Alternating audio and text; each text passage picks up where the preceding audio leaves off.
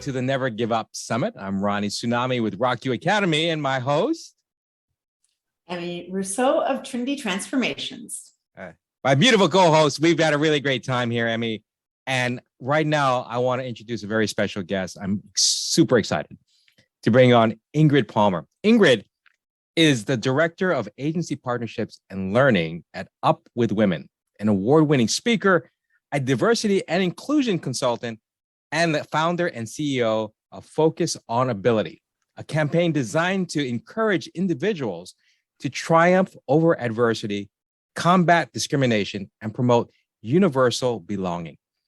As a partially sighted sexual abuse survivor, former foster kid, Ingrid uses storytelling to highlight traditionally unheard perspectives of social and systematic inequality within an intersectional lens. Right? Her stories bring the interests of voices pushed to the margins back to the forefront and build community and connection between diverse groups. Welcome, Ingrid. Thank you so much, Ronnie and Emmy. I'm so excited to be here with you. We love to play a video of yours where you talk about inclusion. So everyone, sit back, watch this. I hope it touches your heart as much as it touched mine. Let's go ahead and share this right now.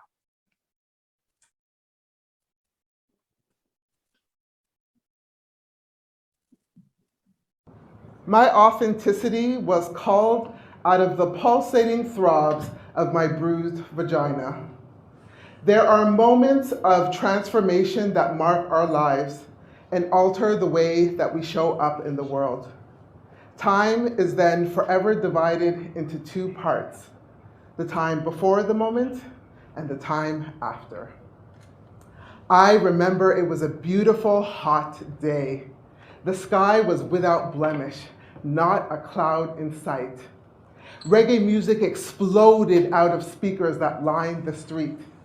Loud conversation and laughter permeated throughout. Indeed, it was a festive spot. And if anyone had just happened upon the scene, they would not have realized that anything out of the ordinary had just happened. After all, my felled and broken figure was not enough to mar the festivities. In the time before, I am a 26-year-old velvet rose, full lips, bright eyes, and what better garment for a rose than a red, silky sundress that hugged, lifted, and separated in all the right places. And so, with rum punch in hand, sultry beats pulsating through my body, my typical hypervigilance had subsided into a nice, easy gaze, until my eyes connected with another pair nearby. I observed a man watching me, and I witnessed a momentary flicker of interest that then devolved into disgust and morphed into anger. And not for the first time, I wondered at my ability to elicit such strong emotion by my mere presence. But then again, I very well knew that the 5 o'clock shadow and razor bumps that adorned my face and neck broadcast the narrative through which I was daily viewed and reviewed. Hirsutism is what it's called. The excessive facial hair on women with polycystic ovary syndrome, and I had been shaving since the age of 18. When your appearance becomes your identity, it's a heavy weight to carry. I struggled for years to negotiate sanctuary, just a small place to be in the world. But my social precarity and the stigma that accompanied it seemed fixed. It, some called me, so casual with their brutality that it made it difficult for me to truly feel the confidence that I professed. So when that man took steps in my direction, I thought I knew what to expect, the usual verbal venom. But when he reached me, his hand stretched out, and my screams rang out as I felt his nails dig deep into my private spot, his fingers twisting, his palms squeezing with all the force that he could muster before he released me. And although that assault took seconds, it collapsed my whole body. And then he delivered the typical daggers into my hunched over back. Batty boy, faggot, and then walked away. I can still hear the animal sounding grunts that pushed through my clenched teeth, still feel the ghost of tears that refused to be contained behind my lids. And the music played on. Everything stayed unchanged, except for me. Each pulsating throb between my legs demanded different. I finally realized that I didn't have to ask for acceptance. It was already mine. But it had to emanate from deep within and then ooze out of every pore and orifice, not just my mouth. In the time after, I pulled myself up through the hurt and arose in full alignment with my being. And amidst a gauntlet of unsympathetic eyes, I smoothed my dress, I elevated the tilt of my chin, and I danced, planting my presence all the more firmly. I danced, unwounded. I danced in celebration of me as myself. And as I continued to move, one by one, others joined with me. And that moment transformed me from a seeker of belonging to its creator.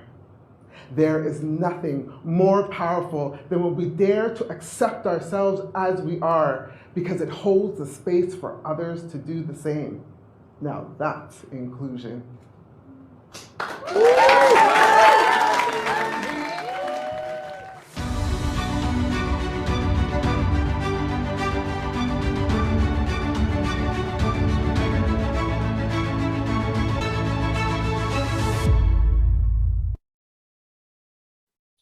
Ingrid, wow. That speech, I have to share it. It's not the first time I've heard it, but the first time I did hear it, I was driving. And the whole time, as you were talking about your assault, I was feeling it in my gut. Like it was just gut wrenching. And I was like, ugh, you know?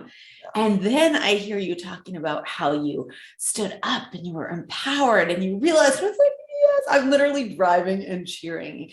It is truly, I feel, one of the most empowering speeches that I have ever heard. So why don't you tell us first a little bit about how it was to write and deliver that speech and to hear it played back again and again.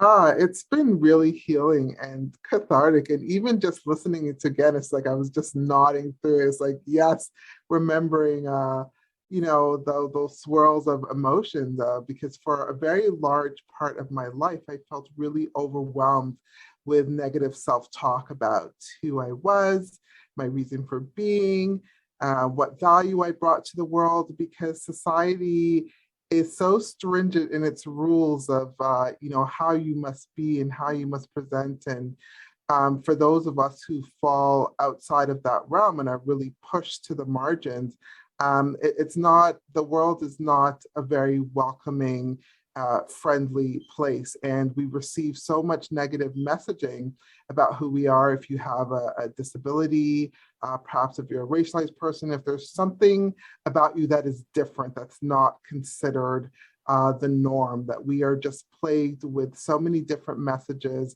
of how we are not good enough. And for a long time, I walked around in that space, constricting myself, trying to camouflage myself, trying, the best I could to just find some small little corner over there where I could maybe be in peace. And so to come to this point in my life when I realized that, no, and that I once and for all had to take a stand for who I was as a person, has been such a freeing occurrence. And it's something that I'm really passionate about, relaying to others that, and to the world, that we have to make space in society for everyone. Everyone has the right to feel like they belong and that they have a place and that they can contribute, and that for many of us that we need to really stop asking for that and just take our rightful place. Ingrid, if you don't mind, explain to us more about your organization, the Up With Women. Up With Women is an organization that was founded by Leah Germanis.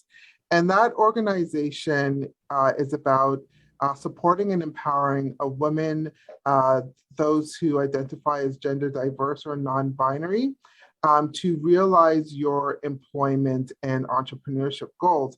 And the reason why such an organization needs to exist is that because, like I said, for many people, whether it's someone who identifies as 2S LGBTQIA+, racialized women, they're women who have faced gender-based violence, and for a variety of different reasons, there are many women who have either been barred from the workforce or have had their pathways blocked in some way and need some support into finding their way back to self-dependence.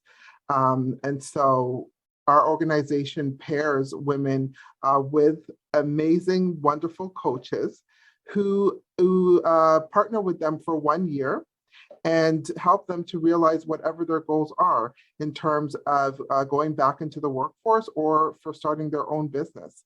And I myself was a former client of Up With Women and was able to realize my goal of becoming a speaker and launching my own organization. And so it's really empowering for me to continue to support this organization and at the same time continuing to use my voice to empower others. I think that that's so powerful, Ingrid.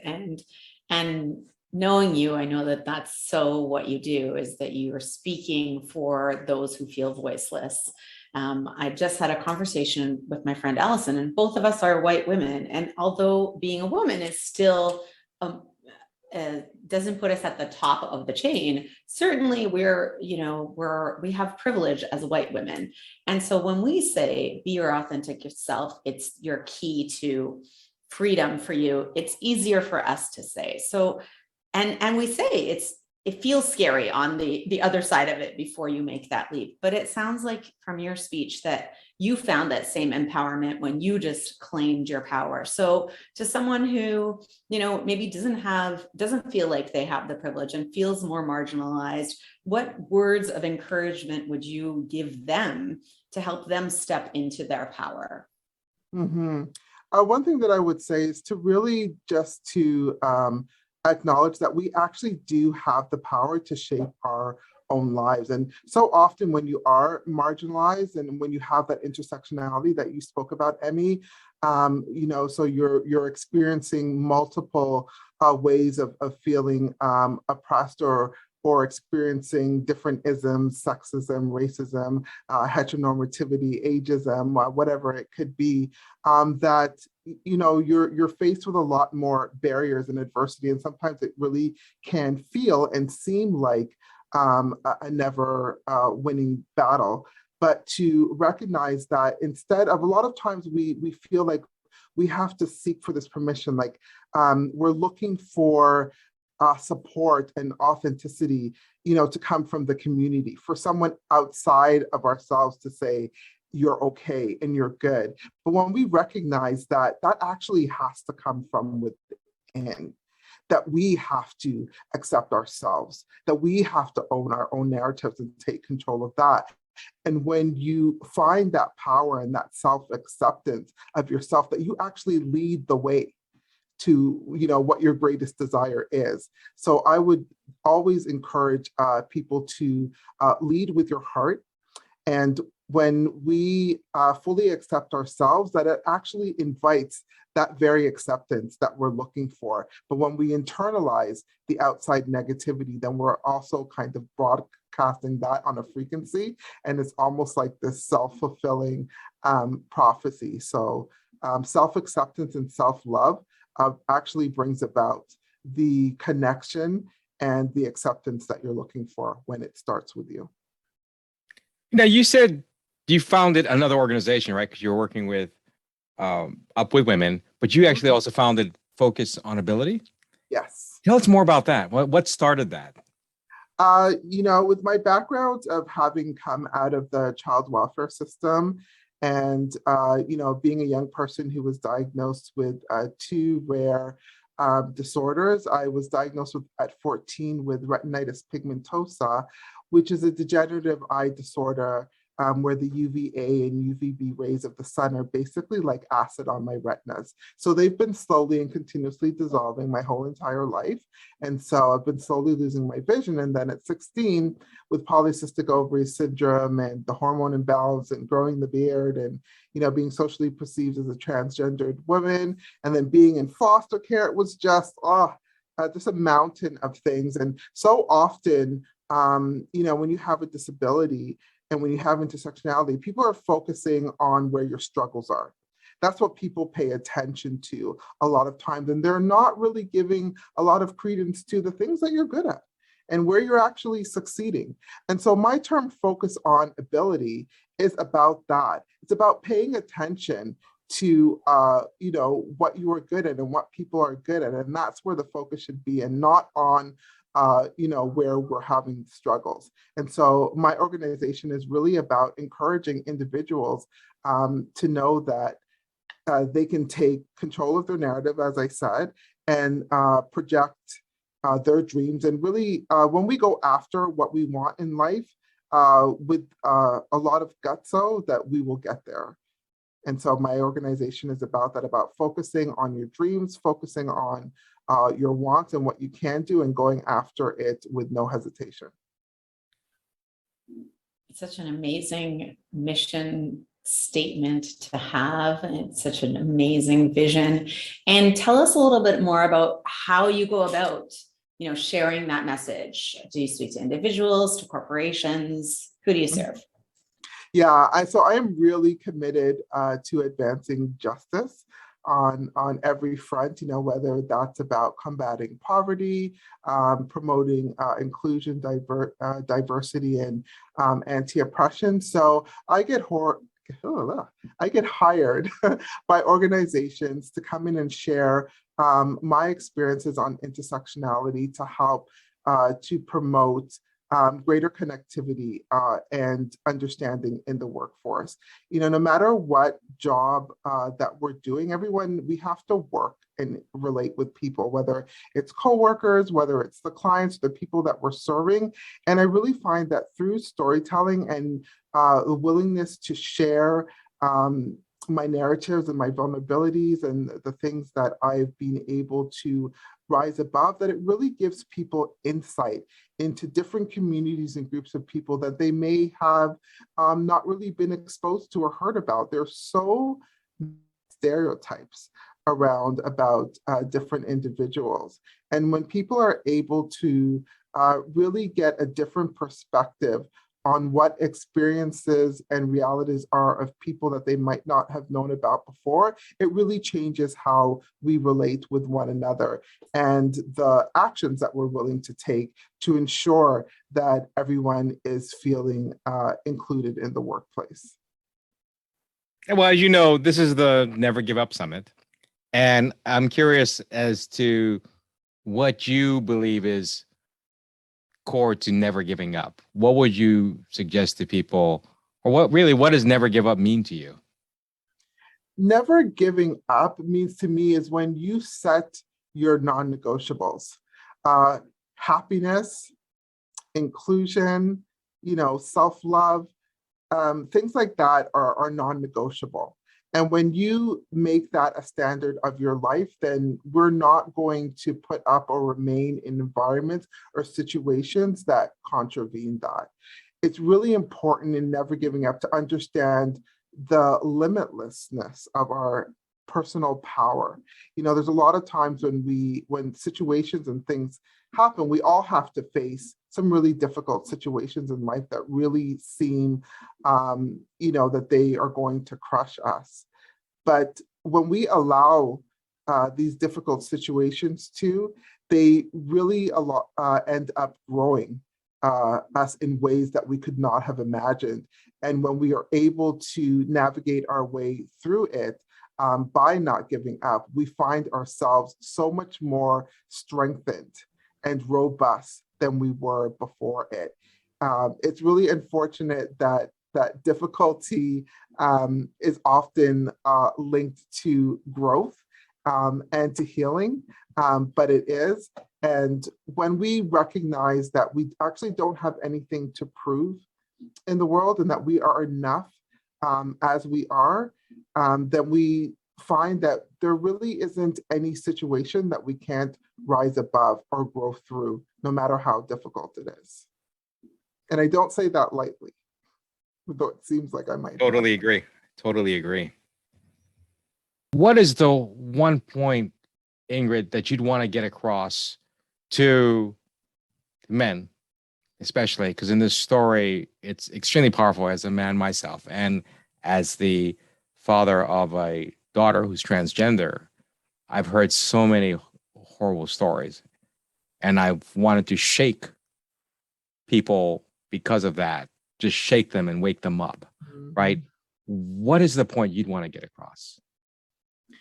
The point that I really would like to get across is that belonging is something that belongs to everyone, and that everyone has the right to own and stand in their place in the world and society.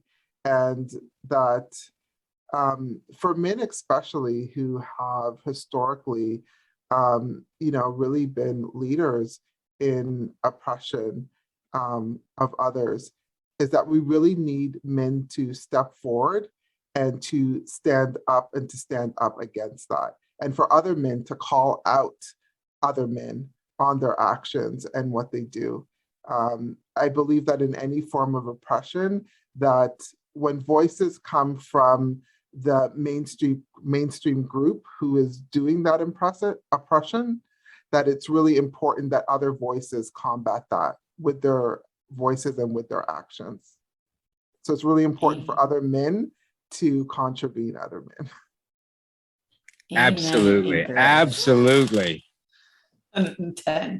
Well, you have dropped such golden nuggets with us. I can't even imagine. People will be like, I should have paid $100 just for this interview alone.